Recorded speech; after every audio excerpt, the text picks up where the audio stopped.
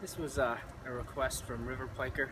He wanted to see my fishing rig, so I'm going to make a quick video. I give you a tour of the boat, the equipment they have on it, and how I have it set up for when I take it out fishing. Okay, we're going to start off with the captain's chair, I guess. This is where I have all my electronics mounted. This is the control center for the boat. All the switches and stuff are on here. You got the navigation lights, the live well, the recirc pump, the bilge pump down here. You have the horn switch here, 12 volt. This is your ignition key, and all your gauges, your RPM, your fuel, and your speed. These are some of the electronics I have mounted on here. The Humminbird fish finder. This is a sonar. Of course, you can see it's reading just the height from the ground because I have it turned on here. 87 degrees, that's the temperature it is today. It's pretty hot. This is my backup sonar unit. And this is another GPS unit. This unit here also doubles as a GPS. You can switch the screens on it, and right now it's viewing the left and right, and then the up and down is on the top. And then you can switch it so it views your position of where you're at. This is the throttle for the boat. It also has the switch for the engine, so I can raise the engine up and down. This is a kill switch down here. You would attach a tag to this and it would attach to you, so if you got ejected from the boat, it would immediately kill the engine and stop it in its tracks for safety reasons. It's got the windshield on here, so you don't get beat with spray and wind. Especially you could use this when it's pretty cold, and it protects you pretty good, just like a motorcycle windshield. This is the front fishing deck of the boat. You can see my trawler motor. That's a 55 foot-pound Minn Kota. I have the co-pilot on it. Actually works wirelessly, and I'll show you that in a little bit. From the front deck here, the first two boxes here are the live well. So if I open this is the live well for holding fish. Most of these boats are made for tournaments, so they need to be able to weigh the fish before they release them. So you can see in the other side of the well there, it's got the recirc pump and then the suction pump. It actually sucks water from the lake and fills it up like a fish tank, and then it uses a recirculating pump to oxygenate the water in the tank. It has a removable split here, so if there were two people, if I had a co-angler that was fishing a tournament, I could have fish on either side. Or if you have a really large fish, you can take that out, and he's got, you know, a lot of room in there to move around. I think it's a 25-gallon live well. The other side of the live well, this is for hauling live bait. That goes down into the live well tank itself, so it's always in, you know, fresh water, oxygenated water. And then what you would do is, if you were fishing with minnows or creek chub or bluegills or whatever you were using for bait, you would keep them inside this so they can't escape into the live well.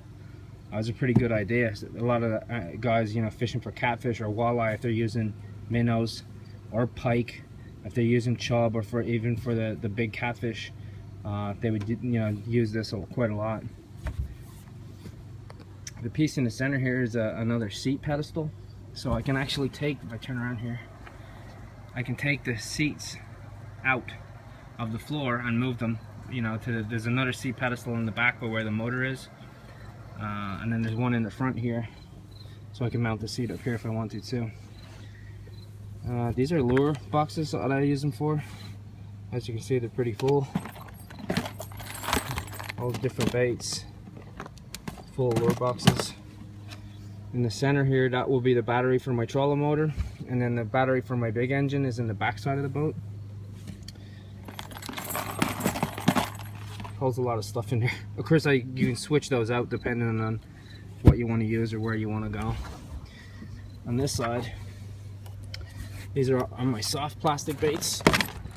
So there's one big container there, another container here, and then down here I have tools in case I need to fix something on the boat, or spare bulbs for my running lights if I'm fishing at night. It's just stuff like that. You know, in case of emergency stuff. Also, I have equipment I would need. Some of the state regulations here are different from state to state. If I go to New York State, I have to have safety flags and flares and things like that. like a whistle, and this boat has a horn for an audible device, you know, in case you break down. But different states require you to carry different things, so some of that equipment is in there too.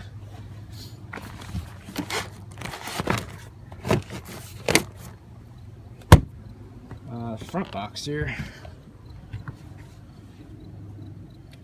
more baits, as you can see.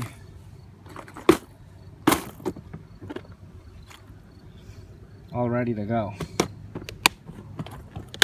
Got 3 more boxes in there, different crankbaits and plugs. Up to the front is a trolling motor mount. You got a cup holder here. This is the plug for the front light, so the front light mast would stand in here. When I have the light in, it has a green and red light for port and starboard side for navigation light. So when you're moving around the lake at night, other boats know which direction you're going. The foot pedal here for the trolling motor. You deploy it, push it, it pops out, and then swings down into the water. Like I said, I have a control for this where it's like remote control. Actually uses a little key fob. Pull it back up to lock it in. That's how it works. Go to the side of the boat. These are rod lockers. As you can see, I have it packed. Packed with different fishing poles for all different sorts of techniques. Okay, if we go to the back of the boat, well, here I have tie down straps for poles. I want to put fishing poles on the deck here. If I'm moving around from spot to spot, this just bungees them down. There's another one in the front there. This box here will be my main cranking battery for my engine, and then this charges from the engine. So once the boat is running, it charges up from there. You can see my docking ropes and a tow rope in here. There's my engine.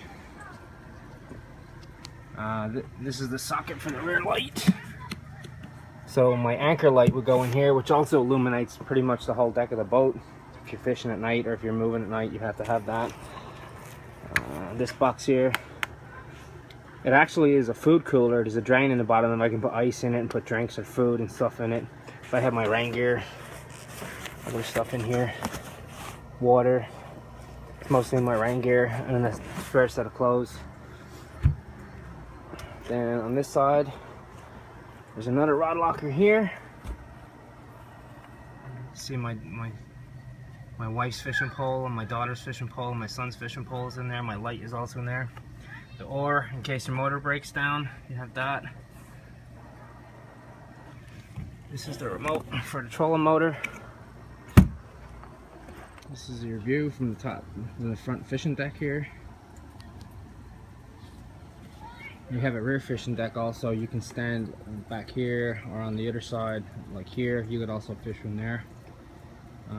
The boat is equipped with a Mercury 60 horse. It's a 4-stroke. It's very quiet. It's very reliable. Even starting it in cold weather, I've owned this boat for almost 5 years, and I've never had a problem starting that engine. Even though I store it over the winter, it starts right up. This is where your gas goes in. Put your fuel in there. Has a 25-gallon tank, so it has quite a good range on it. I would say using it moderately and not like running it wide open, you'd probably get 350 miles to 1 tank of fuel. So it's got quite a good range. Of course, the boat is designed for fishing big lakes and fishing tournaments, you know, being out all day. So you always got to have a reserve of fuel. You can see all the seats. Like I said, you can move the seat. There's another seat pedestal here. The seats fold up and down. For traveling with it, the seat will fold forward. I'll show you that. So it just folds down, then it straps to hold the seat down and put it in position. All the seats swivel. They swivel from side to side, so you can turn the seat if you want. And then, of course, when you have it on the pedestal, you can face the seat any direction you want when you're fishing. You can do that too. here I have a little gear rack with my unhooking stuff and a boga grip for gripping the fish. Behind the seat there you can see I have a landing net. And you can see the deck of the boat here is carpet. It's marine carpet. And it's quiet to walk on. It doesn't make any noise, so it doesn't transmit noise through the hull of the boat into the water when you're fishing. But the floor is actually like a soft rubber. It's not carpet. It's almost like a cushioned rubber. So if you land a big fish, you don't want to put the fish on the carpet. Of course, that's not good for the fish. But you can put them on the floor of the boat if you're going to release them. And that way he won't get, you know, he doesn't get injured from being on the carpet. It's almost like a landing mat. So it's nice and soft for the fish. And I like that, it works out pretty good. It's also easy to clean. I can spray it out real easy if it gets dirty.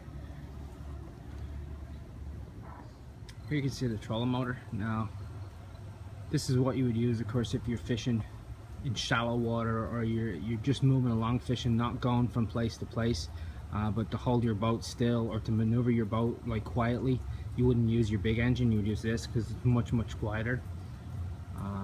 Like I said, I have a remote control for it. You can see right here. So if I turn on the button on, it starts the motor up, then I can increase the speed, decrease the speed. These buttons here are for left and right. If I can turn it left and right, or start it and stop it, depending on what I want to do. If I had it down, the steering head would engage on it. The steering head will be right here. There's also a test button here to tell me my voltage of my battery, because this battery does not charge from the engine, so I gotta watch that. Although I've never run it out.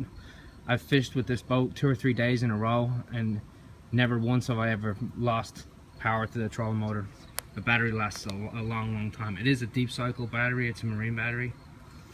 The connections here. This is for the co-pilot for the remote.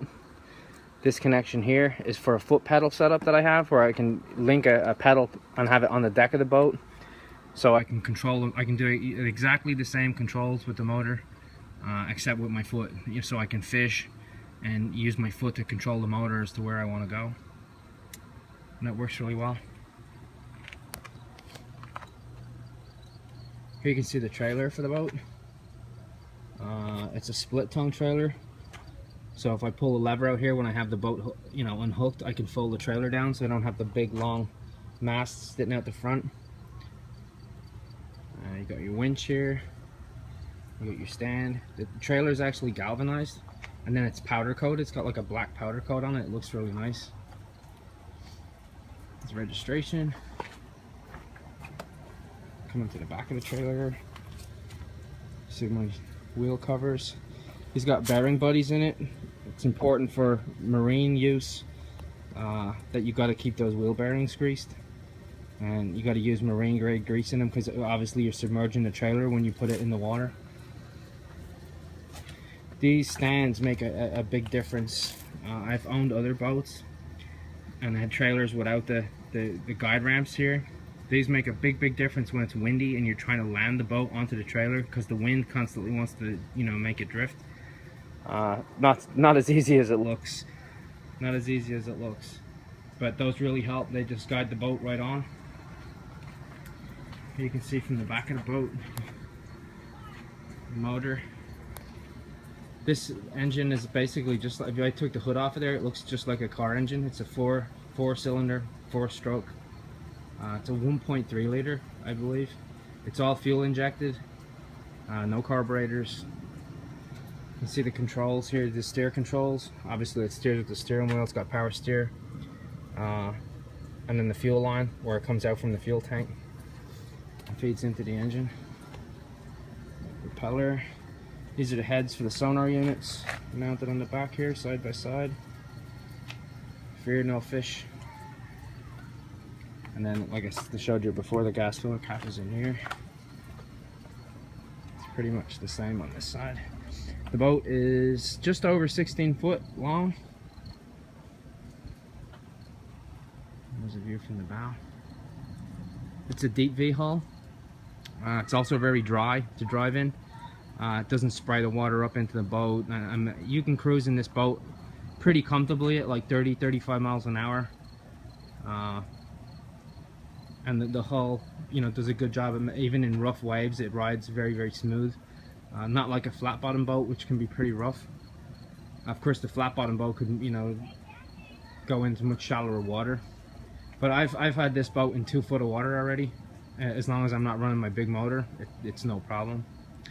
You can see the holes in the side here. These are for the live well in and out.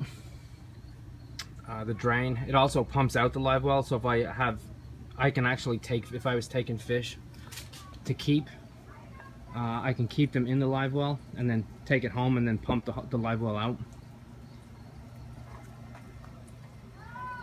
It's a view from the driver's side.